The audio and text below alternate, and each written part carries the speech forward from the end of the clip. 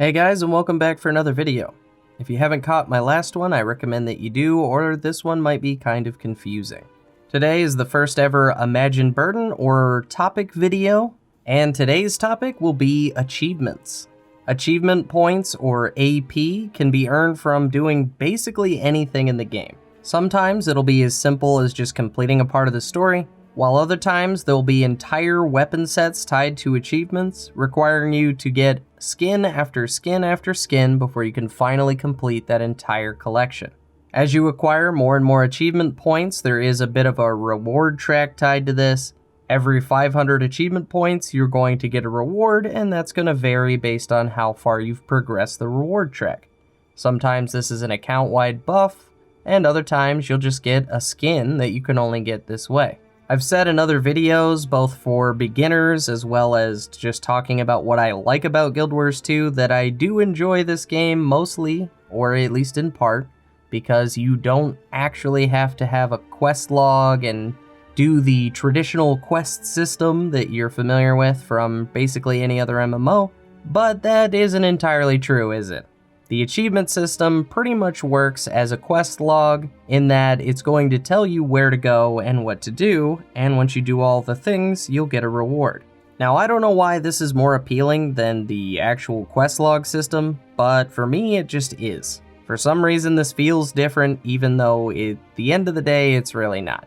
Now, while all these achievement points are sometimes tied to overarching rewards, meaning if you get enough achievement points in a certain category, there's usually a pretty cool reward at the end of the road for you, the overwhelming majority of achievement points are just earned from doing things, and then you pretty much forget about them. They really aren't very memorable, and they don't really have a lasting impact outside of some of those account-bound rewards, which are definitely worth, and some skins that, I mean, if you don't like those skins, there's really no other reason to go for this.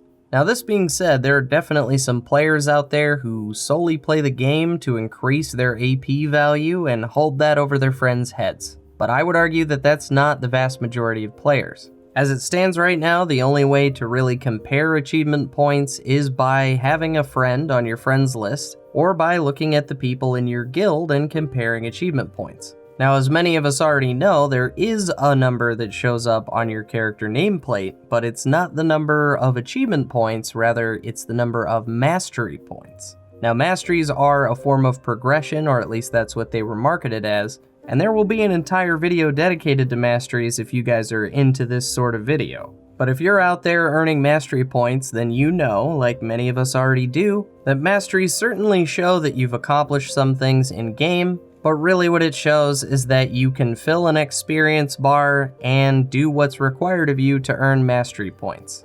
Since the entire number of mastery points is the number shown, there's really no way to tell what content was completed in order to earn them, and so as a whole, I feel like this falls short of what it could be at the very least. Now, let's say that for some reason ArenaNet decides to change this to show AP instead of masteries. There's still an overhanging issue with the mastery point system, and that just deals with the way that the game was originally developed. During the Living World Season 1, content was on a live schedule and would be removed after a certain amount of time. This meant that if you didn't log in and get those achievement points or do that content, it was gone forever, and you would never be able to do it again. I played back then, and I was fine with this system because I never really thought that they would change from that live content model. Obviously though, that's not what happened. So now we're at a point in the game where if you're a brand new player and you start playing the crap out of Guild Wars 2 and you can't put it down,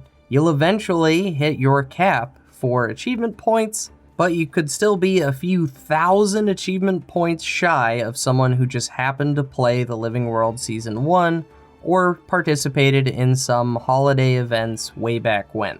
To me, this just puts achievement points in a really weird place where it should be sort of an endgame goal, but it just can't be because players will see that they can't catch up and just give up on the whole system as a whole. You could always hope that players that have been farming AP since the beginning will find another game and you'll be able to rise to the top, but I don't really think that's what this system should be.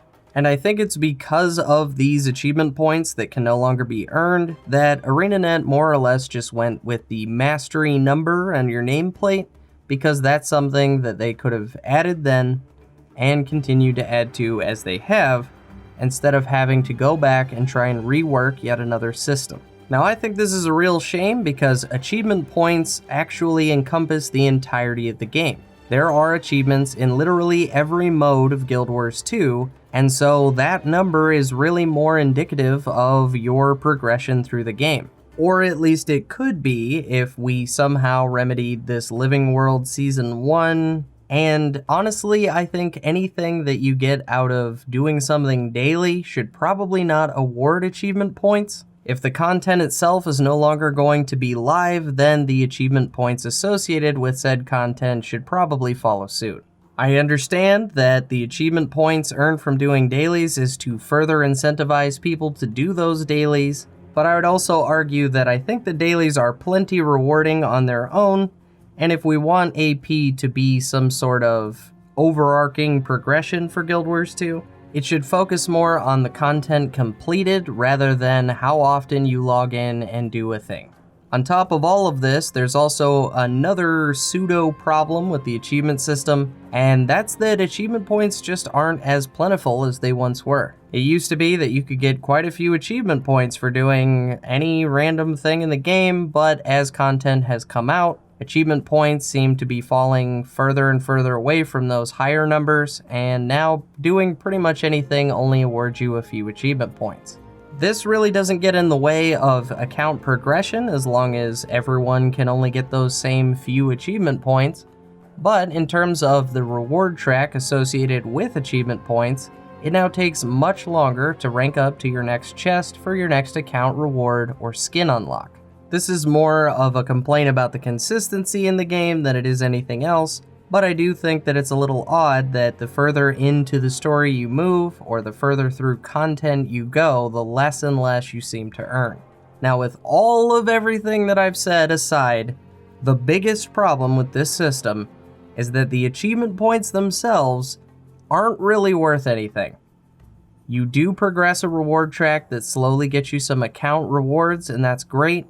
A couple of extra skins for doing stuff in game is always good, but at the end of the day, what do you really get for completing all these achievements?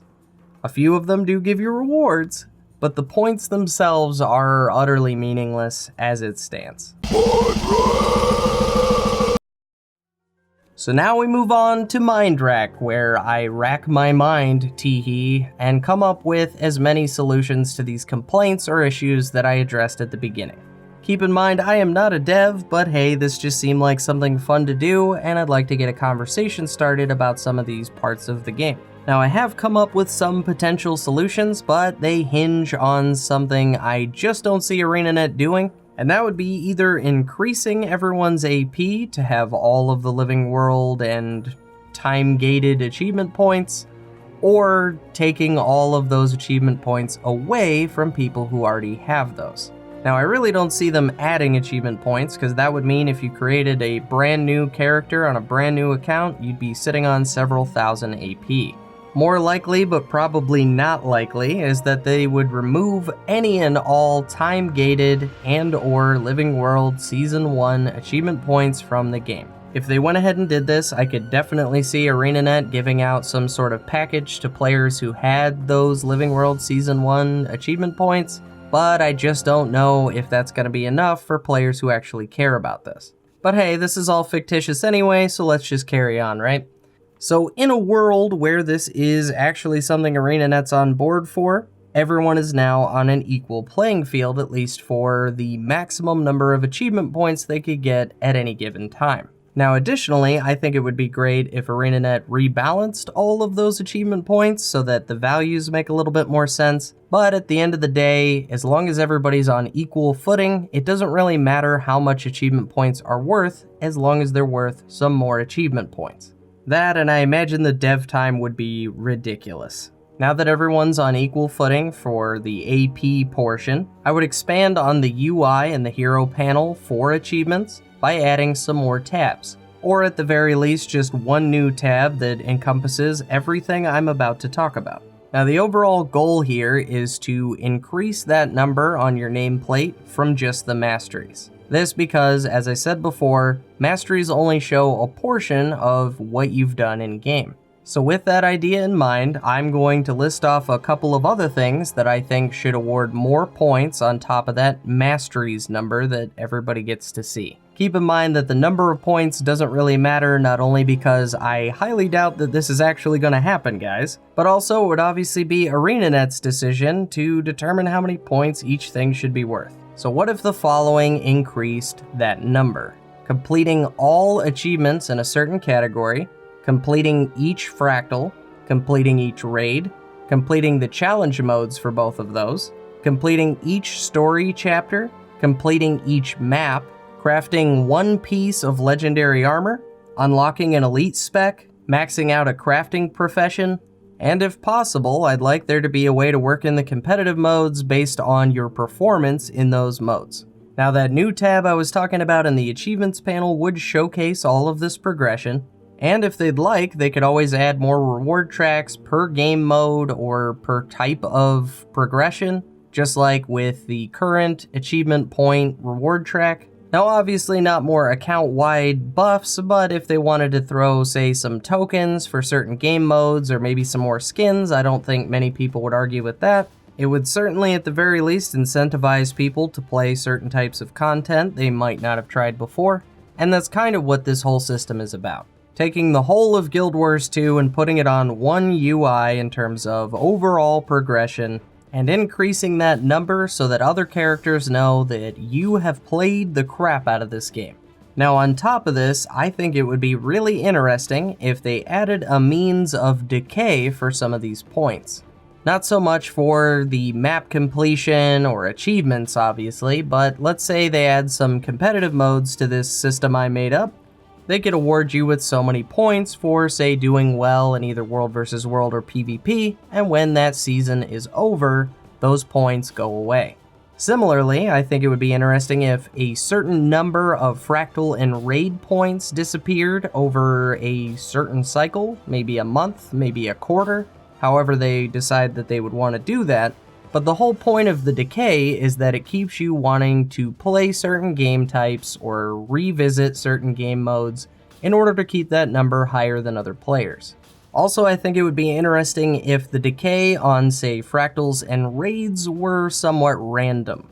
Now this mostly pertains to fractals, admittedly, but I do see a lot of players pretty much coming in, doing the dailies, maybe doing some CMs, and then they're out. Let's say that the game randomly picked, say, 10 or 20 fractals that you'd need to redo in that time slot to increase your number back to what it was. You'd be more incentivized to play whatever those fractals were, especially if there was actually some kind of reward track tied to it. I think this could really help people trying to play fractals for the first time because while some people are still going to just play with their regular static group, there will be plenty of players who want to get that number up, and they'll play those in-between fractals and help everybody out. Now, even with this system I have in mind now, at the end of the day, you're really just looking at a larger numerical value next to your nameplate, and that still really only puts us so far in terms of how many players are actually going to care about that number. It's because of this that I think that that number should be tied to something new in-game. This could be something as simple as a vendor that only sells you things according to the number of points you currently have. Obviously, the vendor would have to sell some pretty good stuff in order for that to be the sole incentive for this entire system. But let's say that that vendor sold stuff that maybe you can't get anymore because it was in Living World Season 1. Or it allows you to get Ascended Armor way easier than any other way. Or it gives you a ton of legendary crafting materials at a low price, or for free even. Anything that would incentivize players to continuously keep that number high. Now, I don't think a vendor is the best permanent solution to this, and that's why I think there should probably be a new game mode. I know what I just said, but here is the new game mode that I came up with on the fly, so don't make too much fun. Let's say that there was a giant circle, and around that circle you could fall off and die, and you couldn't resurrect once you did. At the start of this game mode, you would take on several waves of enemies, because I love waves, and Guild Wars 2 only kinda has waves. I want like an actual waves game mode. So at first you take on several waves of enemies, and then every so many waves maybe there's a boss. Maybe that boss is from one of the raids, since you can actually use your raid achievement points and your raid masteries and everything to increase that number. Maybe sometimes it's fractals for the same reason. Or a world boss that's been retuned for this kind of combat. And then, what if on top of that, for like 60 seconds every 20 waves or so, PvP is enabled and everyone can fight for like 60 seconds. And during that 60 seconds, if you kill a guy, he's dead forever, like I said before, so that would be pretty cool. Maybe 60 seconds is too long, maybe it's too short, but again, that's not really the point. The point would be that there would be a PvP section to this. What I'm getting at is, what if there was a giant circle arena thing that encompassed most of Guild Wars 2, if not all, somehow? I don't really know how you get world versus world in there, but I do think that you could incorporate a lot of the game modes and recycle assets to make it easier on the devs. But the main point, the main reason that we add this new game mode is that maybe it scales like fractals, but the fractal scale is the number that you have next to your nameplate when all is said and done. You would obviously have this go to the lowest person in your party so that players would be incentivized to help each other raise that rank, but ultimately you're just choosing the difficulty scale. Also, there'd obviously have to be some kind of restriction, so you'd need so many points to even start, and then another so many points to increase the difficulty. When all is said and done with this system that I totally just kinda made up real quick, you could theoretically have an achievement system that ties into the whole game, like it already does, only those points are much more impactful because now they play into an entire point system that is not only just how much you've done in game, how much you've played, but it's also a way to play a limited kind of content that only players who have done the things can even play. But at the end of the day, guys, these are just my thoughts on the matter. As I said in my previous video, I would really appreciate it if you guys would be willing to share this with anybody you think would be interested in the topic. I hope that we can get a conversation started with this video series, and at the very least, you can tell me how stupid I am for all my ideas. But as always, guys, thank you so much for watching, and I'll see you in the next one.